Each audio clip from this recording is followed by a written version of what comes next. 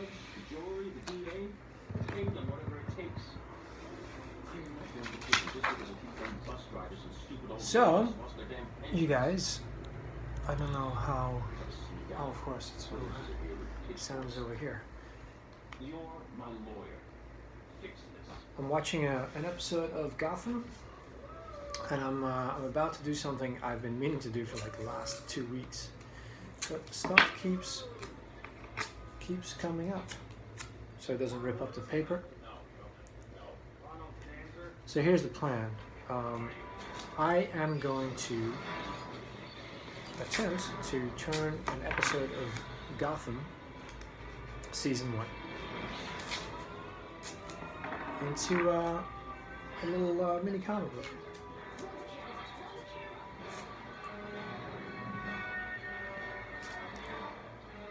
And I'm going to attempt to do this as quickly as possible. So that'll be my Monday night for you. As Marsh was pointing out in one of his videos the other day, maybe it's time to call it quits on all this practicing. But even though I kind of agree with him when it comes to balancing the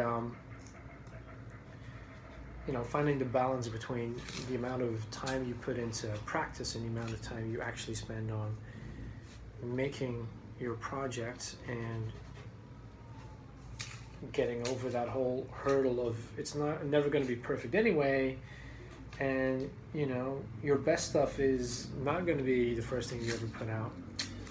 Why is the cat ripping up my towel?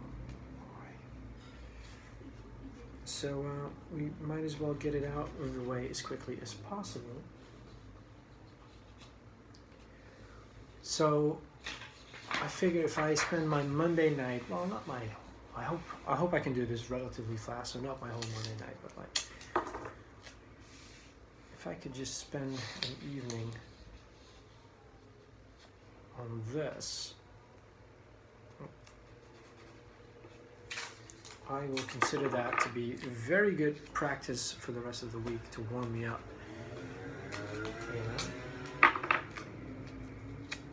So there's a couple of little exercises that I wanna do. It's not just this one.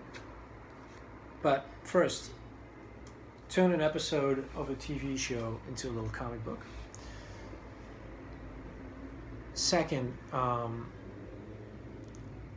go all out with a couple of pages, but like I was drawing something the other day in ink, like on A4, and all of a sudden I found, like, I was just getting annoyed with the thickness of the pencil, not this one, which is the thick one, but the thin one, like I felt it wasn't thin enough. And then today I was drawing something and I didn't like the pencils. I mean, they were okay, but they were too thick again. And then I went on top of it with my Steadler pens and ink, and the pens came out a lot, very thin as I wanted them to be. And then I was kind of thinking, same as I was last week, like, I think one of the, I think it's time to double up in size. So I haven't worked really large for quite some time. And so what I need to do is, instead of working on 10 by 17, is it 10 by 17? Or 7 by 14, or whatever it is. But basically double that up and learn to find a balance in what it's going to look like when I shrink it again. And like see if I can find that. And then I'm also going to use that one, like finding that balance, but moving into the digital realm and take pictures or scan a couple of actual comic book pages in and put them on a digital template so that I can get a very clear idea of how thick the lines actually are, in like on that in that format, that size at 600 dpi, so that I can get it right, because I always feel like I'm losing my sense of perspective and proportions when working in digital when it comes to something as simple as like how thick is this line? Like, am I getting that thin, cool detail here, or is it going to be like a blob, or is it just going to be lost? I don't know. So time to rewind and get started.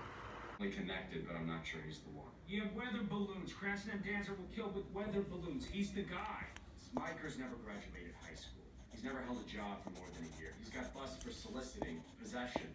Tell about the other balloons. What other balloons? Smiker's boss mentioned that 4 balloons are missing. There are 2 of them still out there. So 2 more targets? We have any sense who they might be? Dancer and Cranston were both known figures and known to be dirty.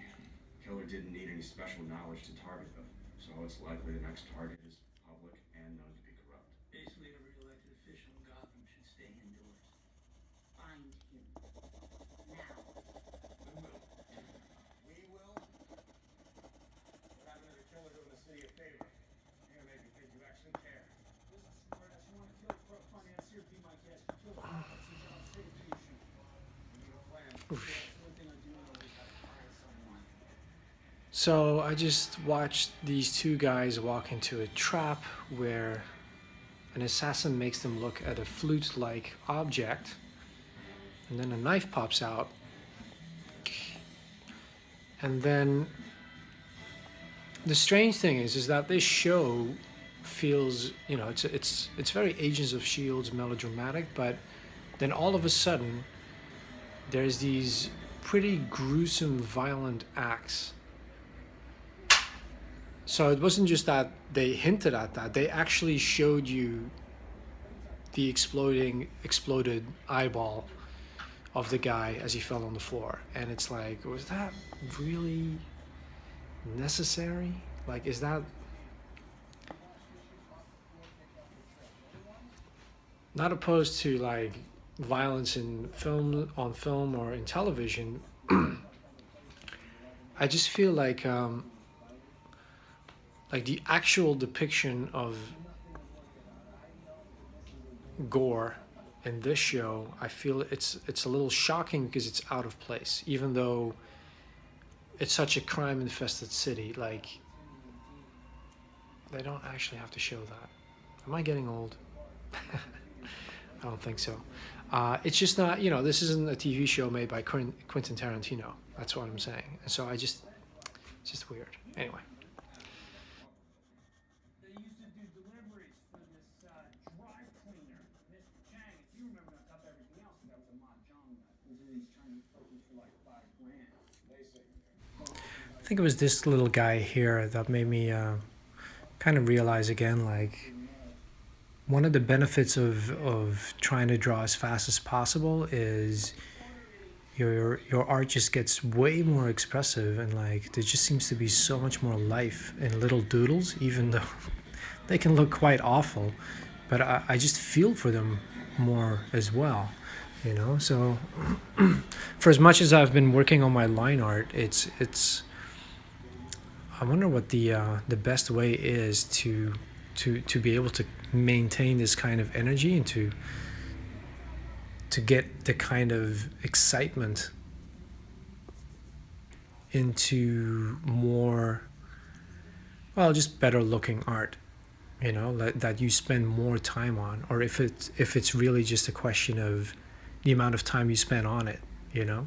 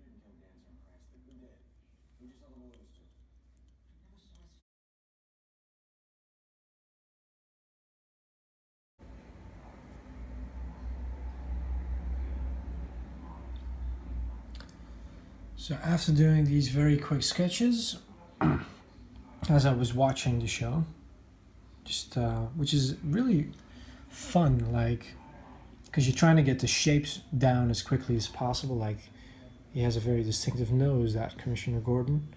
Then I noticed that Gordon and Alfred, even though there's quite a bit of age difference, they actually look quite alike, like in a very basic kind of way. There was also this guy, who's not that guy. This is the penguin guy. But then there was another bad guy, and his hairdo was very similar to that one. And all of a sudden, I found out, even though they were clearly not the same person, like drawing very fast and trying to get these basic shapes down, I found that a little bothersome. Because, you know, you don't want to, like when you try and draw fast and you're trying to simplify things, if they look too similar, I think that's very confusing. So, first panel, I'm just kind of making this up as I go along. So I just showed you what is on TV. That is, so the scene goes from showing some boxes, you know, some panhandler hot dog stand with sauces. And there was a television, which was, if you ask me, it was actually a microwave with a screen fitted in, because that's what the dials pointed at. And then it cuts to that scene. So let's very quickly make sense of that.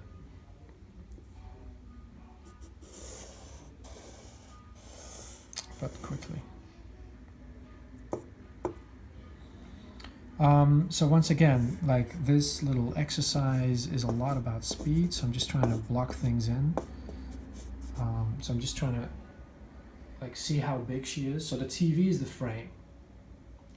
So it's a nice way of kind of, because I've noticed that one of the problems I have had in the past with my own comic book pages is that, like when I sketch them, I draw the character like this big, you know, and so it's like the framing is just wrong. So I need to get these, like the framing better. And if there's one thing about watching even generic TV shows, it's that they really understand, like the people who work on these shows, like they really know how to frame something, you know, even especially if it's not interesting. That's kind of the word I'm looking for, especially if it's not interesting. It still has excellent framing because it works, you know?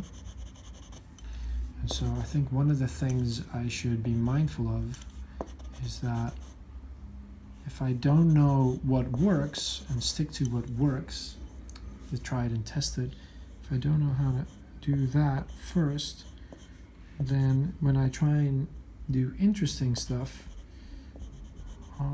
I'll more likely fall flat on my face. So microphone, she's holding, classic square thing right here.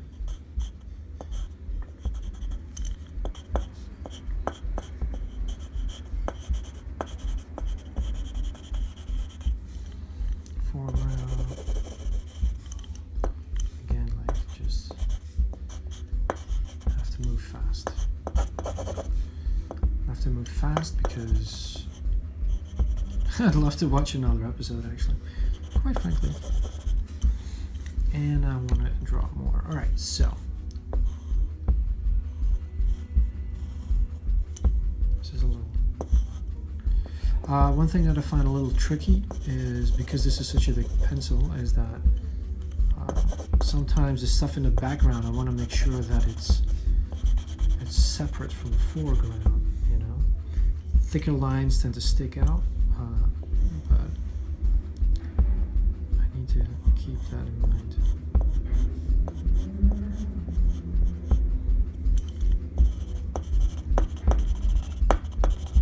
Crowd of people. Done. Alright, car zooming by.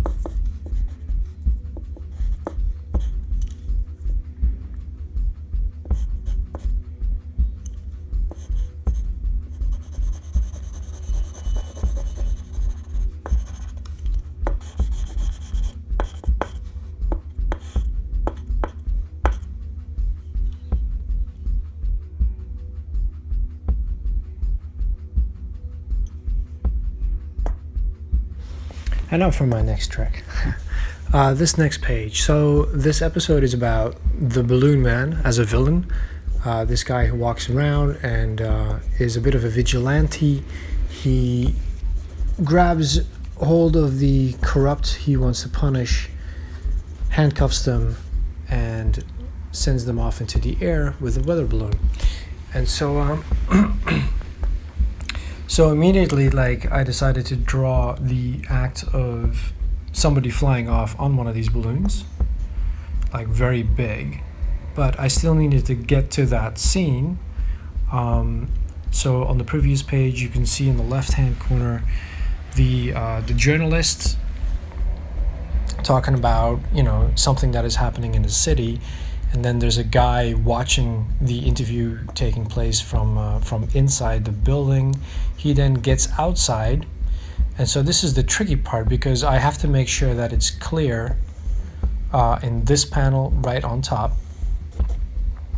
And I'm not making that clear because this is a sketch, but if I was going to do full detail, I'd have to make it very clear that this guy going outside, who is the same guy who's attached to the balloon, is the same guy who was talking on the phone on one of the bottom panels on the previous page. And so, you know, because obviously in the TV show there's many more scenes and there's much more time, you know, with so many frames per second. I don't have that luxury, so I really have to pick and choose the frames, I guess. And so this is something that really had me kind of pause and go like, man, I really like. So this guy on the left in the panel, he's wearing the mask of a pig, like a cartoony mask, like they do in so many movies. Even in Stranger Things, they were wearing those masks. But then that show does come out around Halloween, so I suppose there's a certain theme running throughout the show. Anyway, so even that guy with the mask in that one panel, he's in silhouette form on the previous page in small, but I could still make that mask stand out that small so that it's clear that it's the same guy. And that's kind of important for the continuation of the story from one panel to the next. But these are just the little realizations that are occurring to me as I'm drawing this as fast as possible.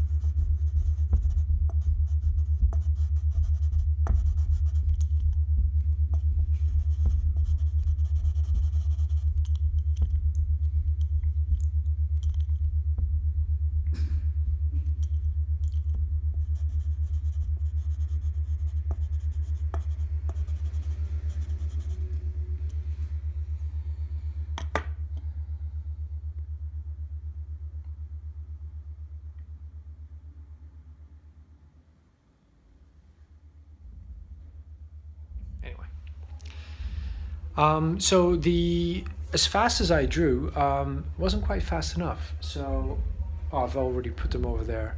So I got 3 pages in I'd say about 45 minutes, and I feel like I got a nice little workout out of it. This is the next episode.